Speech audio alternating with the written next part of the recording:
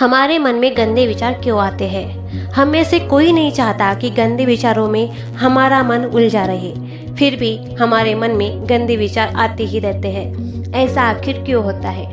मन ही हमारा सबसे बड़ा दोस्त है और मन ही हमारा सबसे बड़ा शत्रु है।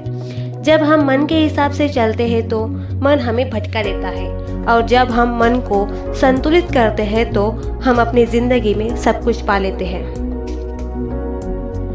हम अपने माइंड में आने वाले विचारों को रोकने की कोशिश करते हैं, पर जितना रोकते हैं उतने ये विचार हमारे अंदर बढ़ते जाते हैं। आप जितना जिस चीज से दूर भागोगे उतनी ही वो चीजें आपके पास आएगी, इसलिए उस चीज से भागो मत, उस पर संतुलन कायम करो।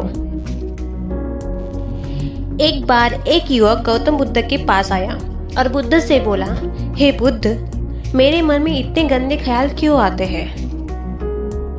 मैं नहीं चाहता कि मेरे मन में गंदे विचार आए, पर मेरे मन में ये विचार आते रहते हैं और मैं इसके बारे में सोच सोच कर परेशान हूँ। मेरी ऊर्जा और समय ये सब सोचने में ही नष्ट हो जाती है, और इन सब विचारों की वजह से मैं कभी भी शांत नहीं रह पाता, और मैं हमेशा ही स्त्रियों को देखकर मोहित हो जाता हूँ, अपने आप को रोक ही नहीं पाता। बुद्ध मुस्कुराए और उन्होंने उस युवक से पूछा, क्या तुम्हें पता है कि काम वासना होती क्या है? फिर लड़के ने उत्तर देते हुए कहा, बुद्ध, मैं ये तो नहीं जानता कि काम वासना होती क्या है, पर हाँ, जो भी है बुरी चीज है। फिर बुद्ध ने उस युवक से कहा, सबसे पहले तो तुम्हें ये समझना है कि प्राकृतिक रूप से जो भी चीजें हमारे अंदर है वो बुरी नहीं है। हमारे जीवन में उसकी कोई ना कोई आवश्यकता जरूर है। वासना कोई बुरी बात नहीं है, ये तो हमारे मन की एक भावना है जो हमें किसी ना किसी चीज की कमी का एहसास करवाती है। फिर हमें उस चीज को पाने के लिए उस चीज की तरफ आकर्षित होने लगते हैं। अगर तुम्हारे पास धन की कमी है तो तुम में धन पाने की वासना उत्पन्न हो जाएगी।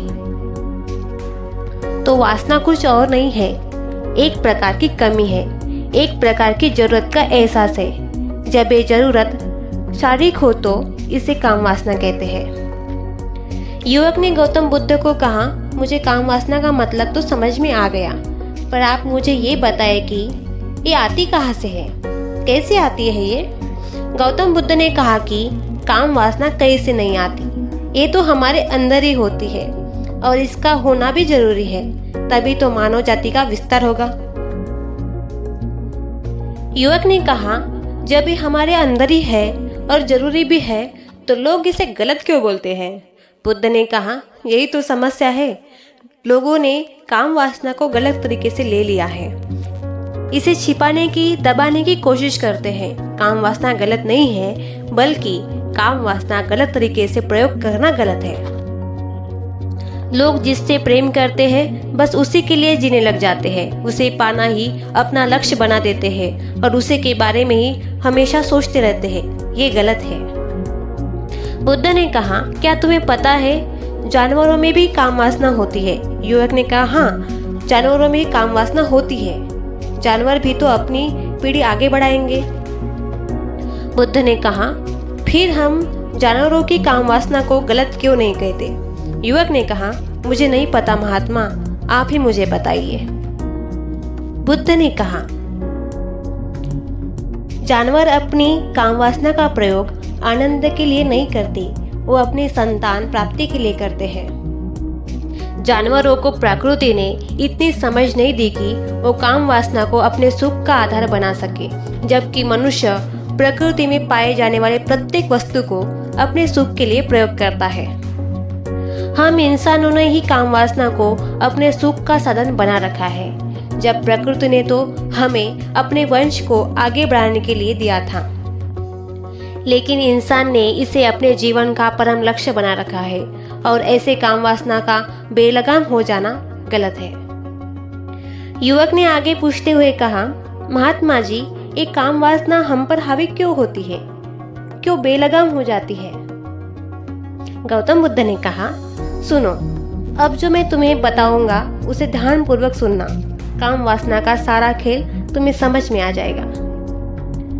तुम्हें तुम्हारे सारे सवालों का जवाब मिल जाएंगे, बस तुम्हें ध्यान से सुनकर समझना है। फिर गौतम बुद्ध उस युवक को बताना शुरू करते हैं। एक बार की बात है, एक आश्रम में एक गुरु और उनके शिष्य रहा करते थे, जो आश्रम से बाहर स्थित गांव में रोजाना भिक्षा लेने के लिए जाते थे। उस आश्रम का एक शिष्य जिस गांव में भिक्षा लेने जाता था, उससे रास्ते में एक नदी पड़ती थी। वो शिष्य रोज उसी रास्ते में भिक्षा लेने जाता था। एक दिन उस शिष्य ने देखा कि एक लड़का पेड़ के पीछे छिपा है। वो शिष्य उस लड़के के पास गया और उससे जाकर बोला, भाई तुम इस पेड़ के पीछे छुपकर क्या देख रहे हो? लड़के ने कहा, अरे तुम्हें नहीं दिख रहा क्या? फिर शिष्य ने नदी की तरफ देखा तो कुछ युवतियां पानी भर रही थी। वो लड़कियां 14-15 साल की होंगी। तब शिष्य ने उस लड़के से कहा, अरे वो युवतियां पानी भर रही है, इसमें ऐसे छिपकर देखने वाली क्या बात है? तब वो लड़का उस शिष्य की तरफ देखकर कहता है, अरे पागल, तुम्हें दिखाई नहीं दे रहा कैसे ये परियां नदी से पानी निकाल रही है? जरा उनकी अदाओं को तो देखो, उनके कोमल शरीर को तो देखो। उनकी पतली कमर मटके को उठाते समय बल खाती है और उनके बाल उनकी कमर पर कैसे लहर रहे हैं, मानो सुंदरता बिखर पड़ी हो। इस बार शिष्य ने नदी की तरफ देखा और इस बार देखता ही चला गया। अभी तक तो उसे कुछ नजर नहीं आ रहा था और वो बिल्कुल निर्भय था। उसे किसी भी बात का कोई डर नहीं था। लेकिन अब वो छिपने लगा और लड़कियों को देखने लगा जैसे उसने कोई अपराध कर दिया हो। और जब वो लड़कियों को छिपकर देख रहा था, तभी वो अचानक से कांप गया और उसने कहा, ये मैं क्या कर रहा हूँ? मैं जो कर रहा हूँ वो सही नहीं है, मुझे यहाँ से चले जाना चाहिए। और फिर वो जल्दी से वहाँ से चला गया। वो आश्रम पहुँच जाता है। आश्रम जाकर वो अपने काम में लग गया, लेकिन वो जो देखकर आया था, यही उसकी आंखों के सामने से बार बार आ रहा था। उसका मन वही सब कुछ देखने के लिए तरस रहा था। उसका किसी भी काम में मन नहीं लग रहा था। सुबह होते ही वो रोज जल्दी ही भिक्षा के लिए आश्रम से निकलता और नदी के पास वाले वृक्ष के पास जाता, जहाँ पर वो लड़का पहले से ही मौजूद रहता था। उसके साथ मिलकर लड़कियों को छुप छुप कर देखता था। ये शिष्य रोज ही ये काम करने लगा। रोज का ही ये उसका काम हो गया था। उसका मन किसी भी काम में नहीं लगता था। उसका मन किसी न किसी प्रकार के विचारों में उलझता रहता था। वो आश्रम के कार्यों को ठीक से नहीं कर पा रहा था।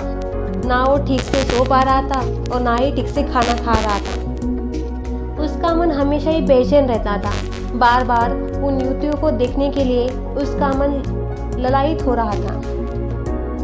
गुरु ने अपने शिष्य की इन हरकतों को भांप लिया था।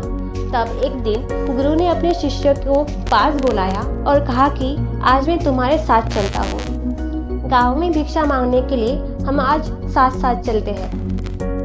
तभी शिष्य ने गुरु को मना करते हुए बोला, नहीं गुरुदेव, आप परेशान क्यों हो रहे हो? मैं अकेले ही ठीक से भिक्षा मांग सकता हूँ। गुरु ने शिष्य से कहा, ठीक है, तुम अकेले ही भिक्षा मांगने गाँव जाओ। शिष्य तुरंत वहां से भिक्षा मांगने निकल गया। शिष्य को वहां से जाते देख गुरुजी भी उसके पीछे जाने लगे कि वो कहाँ जाता है, किससे मिलता है, यह देखने के लिए उसके पीछे पीछे चलने लगे। थोड़ी दूर जाने के बाद गुरु ने देखा कि उनका शिष्य एक पेड़ के पीछे अपराधी की तरह छिपा हुआ है और छिपकर कुछ देख रहा था। गुरु भी अपने शिष्य के पीछे जाकर खड़े हो गए कि आखिर उनका शिष्य ऐसे क्या देख रहा है कि पेड़ के पीछे अपराधी की तरह छिपा पड़ा है। गुरु ने देखा कि उनका शिष्य पेड़ के पीछे छुपकर लड़कियों को देख रहा था, जो कि नदी से पानी भर रही थी। तभी गुरु ने कहा, शिष्य, क्या तुम इन लड़कियों से भी भिक्षा लोगे? अपने गुरु की आवाज सुनकर वो शिष्य घबरा गया। उसके पसीने छूटने लगे। वो थर-थर कांपने लगा, जैसे किसी चोर को चोरी करते समय रंगे हाथ पकड़ा गया हो। उस शिष्य की हालत खराब हो गई। वो कुछ भी नहीं बोल पा रहा था। दूसरा लड़का जो शिष्य के साथ वहां मौजूद था, वो जल्दी से भाग गया। शिष्य घबराया हुआ था। उसके मुंह में से कुछ टूटे फूटे शब्द बाहर निकल रहे थे। गुरु ने शिष्य की तरफ देखा और कहा कि मेरा शिष्य तो निर्भय था, उसे तो किसी भी चीज का कोई डर नहीं था, लेकिन ये क्या तुम डर के मारे कांप रहे हो?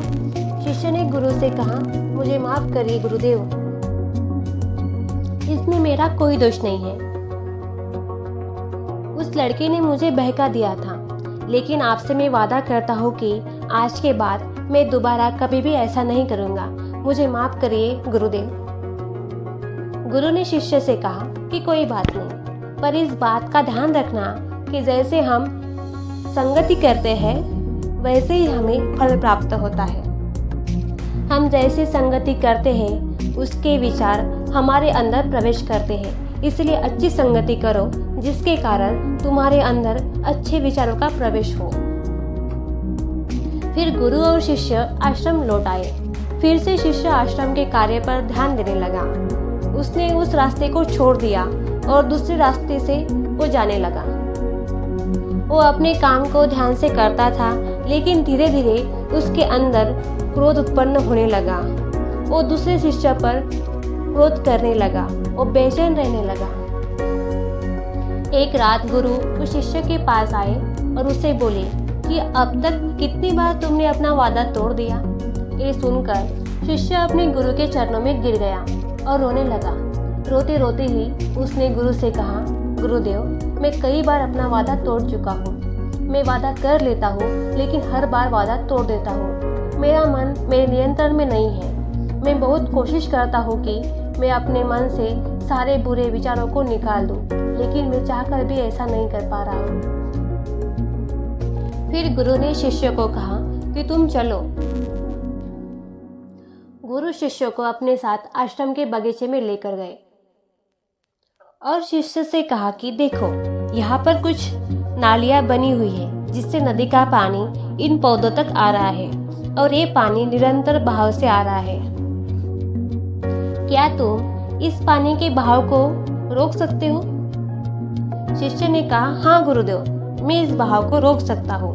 और शिष्य ने मिट्टी उठाकर नाली में डाल दी। पानी थोड़ी देर के लिए रुक तो गया, फिर थोड़ी देर बाद उस मिट्टी के ऊपर से पानी आ गया। गुरु ने शिष्य से कहा, अरे ये क्या, ये पानी तो रुक ही नहीं रहा। फिर शिष्य ने कुछ पत्थर उठाकर उस नाली में डाल दिए। फिर थोड़ी देर के लिए पानी रुक गया और थोड़ी देर बाद ही उन कंकड़ पत्थरों के ऊपर से भी पानी निकल गया। गुरु ने कहा, शिष्य, ये क्या हुआ? पानी तो फिर से बहने लगा है। तुम तो कह रहे थे कि तुम तो पानी को रोक दोगे। क्या हम किसी काम को रोकना चाहते हैं? और रोकना चाहे भी तो क्या हम उसे रोक सकते हैं? तब शिष्य ने कहा, कोई बात नहीं गुरुदेव, मैं इस पानी को रोक दूंगा। फिर वो शिष्य बड़ा सा पत्थर लेकर आया और उस नाली पर डाल दिया। फिर पानी रुक गया। शिष्य ने गुरु से कहा, देखा गुरुदेव, मैंने कहा था ना कि मैं रोक दूंगा। मैंने पानी को रोक दिखाया। गुरु मुस्कुराए और बोले, अच्छा, जरा अच्छे से तो देखो, पानी रुक गया क्या? वो तो पिछली नाली तोड़कर निकल गया है और अगल बगल से बह रहा है। और ऐसे ही ये पानी अपना रास्ता बदलकर फिर से आगे की तरफ जाएगा और अपना रास्ता बना लेगा। फिर गुरु ने शिष्य को समझाया कि तुम्हारे साथ भी तो ऐसा ही चल रहा है। तुम बार बार प्रयास कर रहे हो और वो प्रयास टूट रहा है और वो प्रयास हमेशा ही टूटता रहेगा। तुम कितने भी बड़ा पत्थर रख लो, ये पानी तो अपना रास्ता बना ही लेगा। फिर शिष्य ने गुरु से कहा, हे गुरुदेव, क्या कोई नया तरीका नहीं है जिससे मैं इन गंदे विचारों से बाहर निकल सकूं? ये मेरे मन में आए ही नहीं। गुरु शिष्य को नदी के पास लेकर गए जहाँ से बगीचे में पानी आ रहा था। गुरु ने शिष्य से कहा, यहीं से पानी आ रहा है। अगर हम यहीं से रास्ता बंद कर देंगे तो जहाँ से पानी बगीचे में जा रहा है, तब क्या हम इस पानी को रोक सकते हैं? शिष्य ने कहा, हाँ गुरुदेव, अवश्य ऐसा ही हो सकता है। मैं इस पानी को रोक सकता हूँ और मैं इस पानी को यहीं से बंद कर देता हूँ, तब ये पानी आगे नाली में जाएगा ही नहीं। फिर शिष्य ने नदी से जाने वाले रास्ते को बहुत मेहनत करके पत्थर और मिट्टी डाल डालकर बंद कर दिया और गुरु से कहा, गुरुदेव, मैंने ये पानी बंद कर दिया है, अब ये पानी बगीचे में नहीं जाएगा। तब गुरु ने कहा कि पानी अगर बगीचे में नहीं जाएगा तो पेड़ पौधे को कैसे मिलेगा, और उनमें से तो कुछ पेड़ पौधे ऐसे भी हैं जिसको रोजाना पानी की आवश्यकता होती है, वो तो फिर पानी के बिना मर ही जाएंगे। हमें पानी के बहाव को खोलना ही होगा। शिष्य ने गुरु की बात सुनकर नदी का रास्ता खोल दिया। तब गुरु ने शिष्य से पूछा, शिष्य, अगर हम इस नदी के पूरे पानी को नीचे की तरफ मोड़ देंगे तो क्या होगा? तब शिष्य ने उत्तर दिया, गुरुदेव, सब पेड़ पौधे गलकर नष्ट हो जाएंगे, वहां पर कुछ नहीं बचेगा। फिर गुरु मुस्कुराए और बोले, तुम इस बात को समझते कि तुम्हें किसी भी चीज को रोकना नहीं है, बस हमें हमेशा संतुलन बनाए रखना है। कम पानी से भी पौधे नष्ट होते हैं और ज्यादा पानी से भी। हमारा जीवन संतुलन से ही चलता है। गुरु ने शिष्य से कहा, अगर मैं कहूँ कि तुम आम के बारे में मत सोचो तो तुम्हारे मन में सबसे पहले किसका चित्र आएगा? शिष्य ने कहा, गुरुदेव, मेरे मन में तो सबसे पहला चित्र आम का ही आएगा। गुरु ने कहा कि जब हम गंदे विचारों को जबरदस्ती रोकने की प्रयास करते हैं, रोकने की कोशिश करते हैं, तो और मजबूती के साथ हमारे अंदर प्रयास करते हैं, हमारे अंदर उठते हैं। इसलिए हमें उन्हें कभी भी दबाने की कोशिश नहीं करनी चाहिए। फिर गुरु ने शिष्य को समझाते हुए कहा कि हमारे गंदे विचार बुरे लोगों की संगति से भी आते हैं। कई बार ये होता है कि कामुकता हमारे अंदर नहीं होती, लेकिन कुछ अश्लील लोगों के साथ रहकर वो हमारे अंदर हावी हो जाती है। फिर शिष्य ने कहा कि गुरुदेव, आप सही कह रहे हैं, मैं अपने रास्ते से भटक गया था। फिर वो शिष्य चैन की नींद सोया। सुबह अपने कार्यों को पूरे मन से किया और फिर वो भिक्षा लेने के लिए उसी रास्ते से गया जहाँ वो लड़का आज भी पेड़ के पीछे छिपकर लड़कियों को देख रहा था। वो शिष्य नदी पर गया जहाँ पर वो लड़कियाँ पानी भर रही थी। उसने उन लड़कियों से पानी मांगा। उनमें से एक लड़की ने उसे पानी पिलाया और उस सन्यासी शिष्य के चरण छुए। शिष्य ने उसे आशीर्वाद दिया कि तुम्हारा कल्याण हो। शिष्य का मन सकारात्मक ऊर्जा से भर गया। उसके चेहरे पर मुस्कुराहट आ गई थी, जैसे कि उसने कुछ खोया हुआ वापस मिला हो। वो वापस अपने रास्ते में जाने लगा। तभी वो लड़का आया और बोला, क्या बात है, आज तो तुमने नजदीक से दर्शन कर ही लिए, तुम तो मुझसे भी आगे निकले। तब शिष्य ने कहा, हम हमेशा ही दूसरों के दर्शन करने में ही व्यस्त रहते हैं, हम अपने दर्शन कर ही नहीं पाते। तुम कब तक इस पेड़ के पीछे छिपते रहोगे? किसी को पसंद कर लो और बोल दो, अगर वो तुम्हें भी पसंद करती है तो शादी कर लो, पर उससे पहले तुम कुछ बनो, अपने आप को पहचानो, ऐसे अपना समय बर्बाद मत करो। उस दिन से लड़के ने नदी पर जाना छोड़ दिया। वो अपने जीवन में संघर्ष करने लगा। तो तुमने देखा संगति का क्या असर होता है। अपनी संगति बदलो, अपने विचार बदलो। बुद्ध ने युवक से पूछा कि क्या तुम्हें तुम्हारे सारे सवालों का जवाब मिल गया है? युवक ने कहा, हाँ भगवान, आपका बहुत बहुत धन्यवाद। बुद्ध ने युवक से कहा, कभी तुम्हारे मन में गंदे विचार आए तो इसे बुरा मत समझो। ये शरीर है और इसने हजारों वर्षों से यही सीखा है। ये केवल तुम्हारे सोच लेने से टूटने वाला नहीं है, लेकिन तुम्हारे पास वो शक्ति, वो ऊर्जा है जो तुम्हें संतुलित करनी है। तुम एक जीवित ऊर्जा हो जो कुछ अनुभव करने के लिए स्वतंत्र है। इसलिए तुम अपने आप को पहचानो। ये बोलकर गौतम बुद्ध